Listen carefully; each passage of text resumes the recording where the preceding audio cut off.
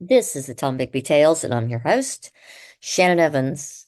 I write about a small town in northeast Mississippi on the Tom Bigby River called Columbus, and sometimes I write about the rest of the state. This is episode 12 in the Heritage Academy expose. Incompetence and Fake Graduation College Acceptance Rates is the title. Heritage Academy boasts a 100% graduation rate. While that is mostly true each year, it is not exactly true for every year. How they get that number is a few tricks and some smoke and mirrors, just like their 100% college acceptance rate. More on that in a bit as well. But first, graduation rates. Mississippi has a formula to figure graduation rates, which is easily found online. The formula for calculating the high school graduation rate in Mississippi is the number of students who graduate in 4 years with a regular or state-defined alternate diploma divided by the number of students who entered ninth grade 4 years earlier. The cohort is adjusted for students who transfer in or out, immigrate, or die.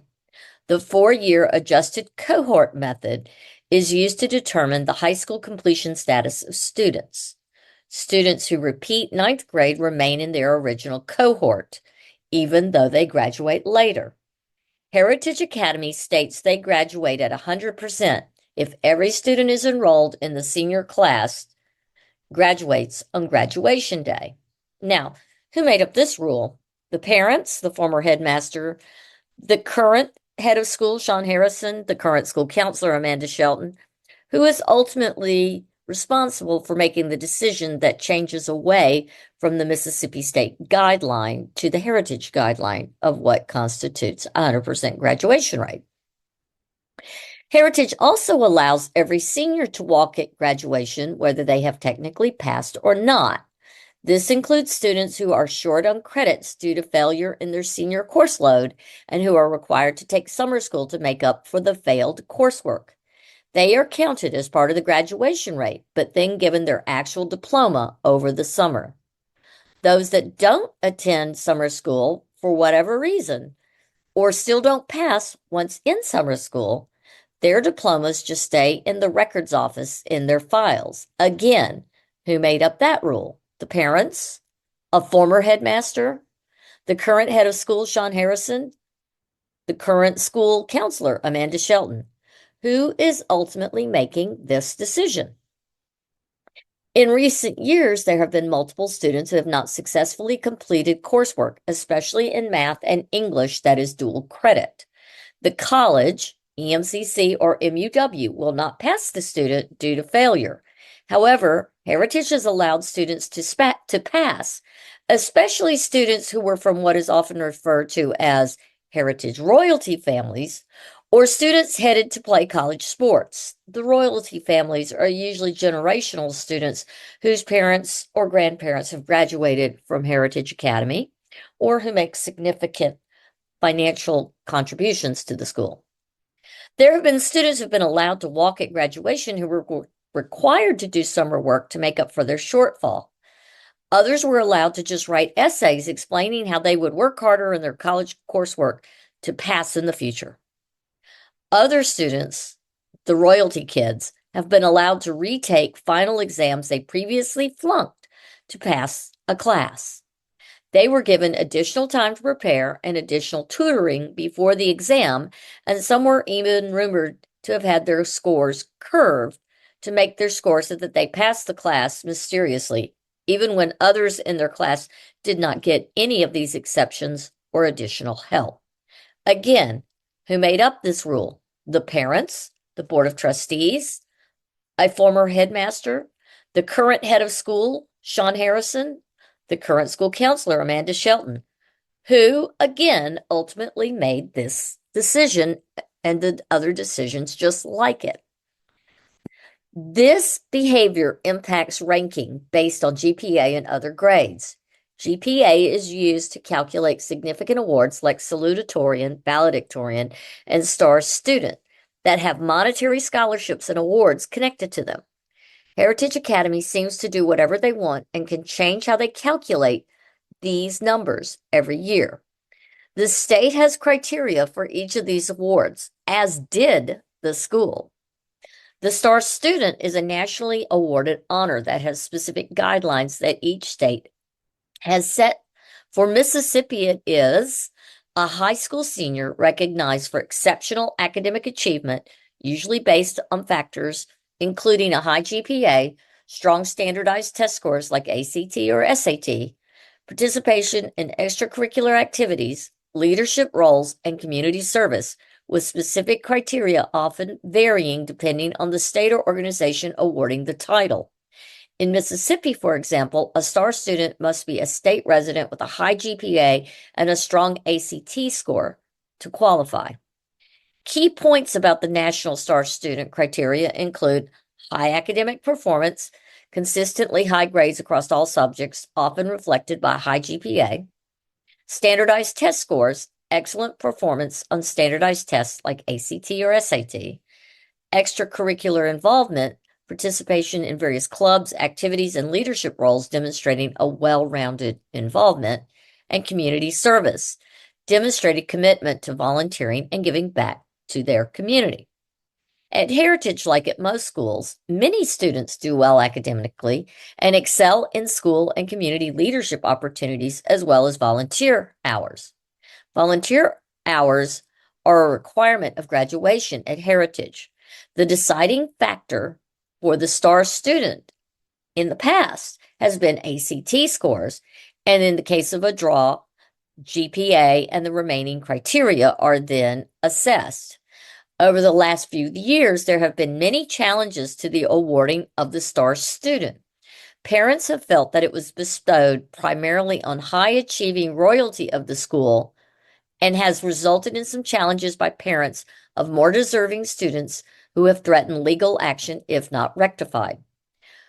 This means when the school counselor was questioned about the discrepancy during class day when ACT scores are announced publicly, she responded, Heritage has different criteria for STAR student. Yet again, I ask, who made up this rule? Or rather, in this case, who changed the rule? The parents, the board of trustees, a former headmaster, the current head of schools, Sean Harrison, or the current school counselor, Amanda Shelton, who is ultimately making these decisions. Several sets of parents have pointed out that the STAR student is a nationally recognized award and should be calculated the same at every school in the state. The school has to do some dancing to fix that situation. And this leads me to a discussion of the revolving door of math teachers the school has had over the last few years. When Lynn Sneed was teaching geometry at Heritage, before they made her principal, she taught the class by showing videos of teachers online. The students swore she did not know how to do geometry proofs and theorems. The homework and classwork were materials she had purchased online from Teachers Pay Teachers, an online support center.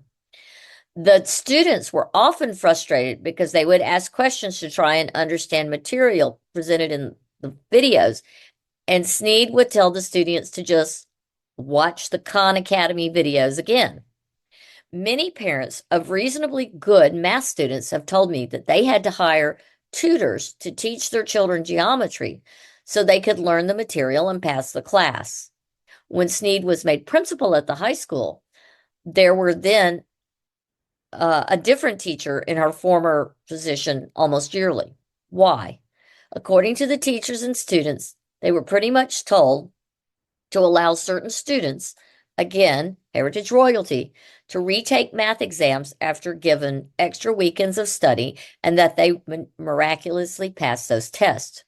One teacher I spoke with said she was non-renewed for her position because she refused to alter grades. It has been related to me by other teachers that in other core classes, some more important parents who are not happy with students' grades get their students' grades changed. Wow. Again, who makes this decision?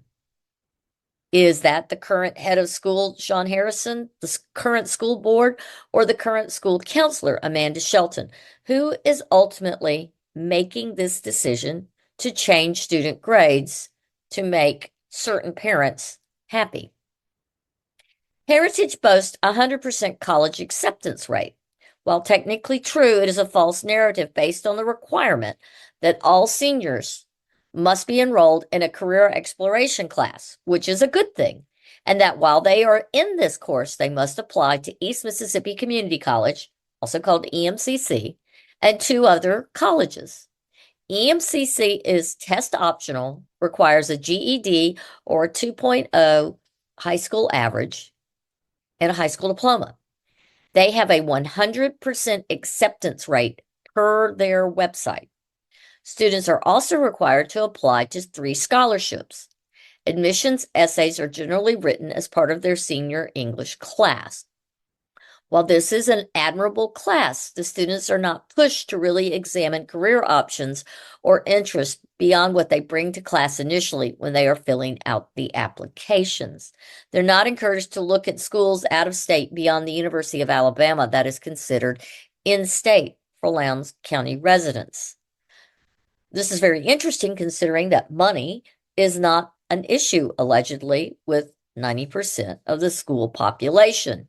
If they can pay $8,000 for $8,800 for heritage tuition each year, plus additional fees, most colleges would be well within their reach, allegedly. What numbers should Heritage be tracking if they really wanted to be transparent about their graduates and if the school is preparing students for college? The numbers Heritage should be tracking beyond high school graduation rates that are actually real are the retention rates of their graduates who are now first-year freshmen in college. They should also track college transfer rates after the first year of their graduates and average years per cohort to reach a 4-year degree. Schools normally measure the student retention rate as the number of students who re-enroll from year to year at the same university or college. The practice of student retention encompasses all the things the school does to influence this rate, working to prevent students from leaving school before completing their degree, etc. Why should Heritage collect this data? To inform students on the schools they are applying to and the retention rates of similar students who attend those schools in the last few years, you would think would be important to these parents, unless they really are trying to get their kids into the local schools based on their favorite football team and where they want to tailgate for the next 4 years. But to find out this information and to do good data collection takes a counselor who is skilled in gathering graduate and pre-graduate data.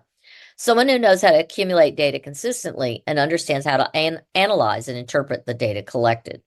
A good school counselor knows how to not only guide students in school selection and application, but also in how to assess trends and monitor how future schools will or will not meet the needs of specific students.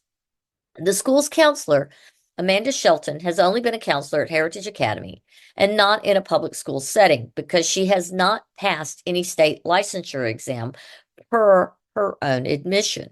Why does that matter? She was hired by the school with them knowing she was not state licensed.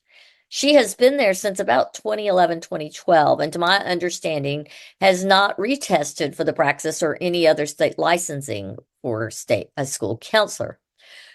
Her only professional job prior to this was as a recruiter at a local college, Mississippi University for Women.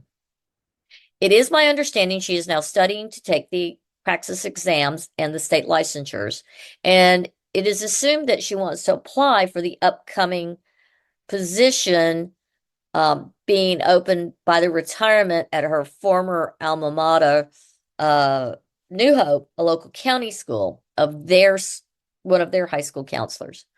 The pay and benefits and of course retirement plan would be far more generous than they are at Heritage.